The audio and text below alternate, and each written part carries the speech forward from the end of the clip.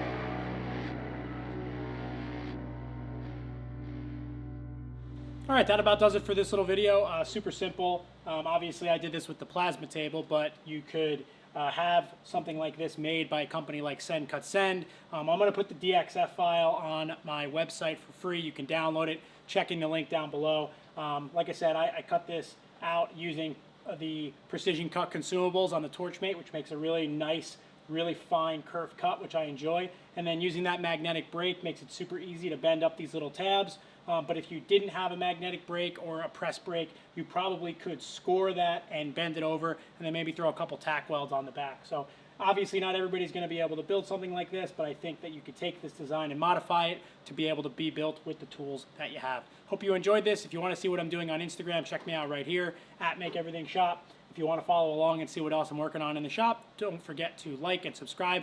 Leave me a comment down below if you have any questions, and I hope to see you on the next video. Thanks.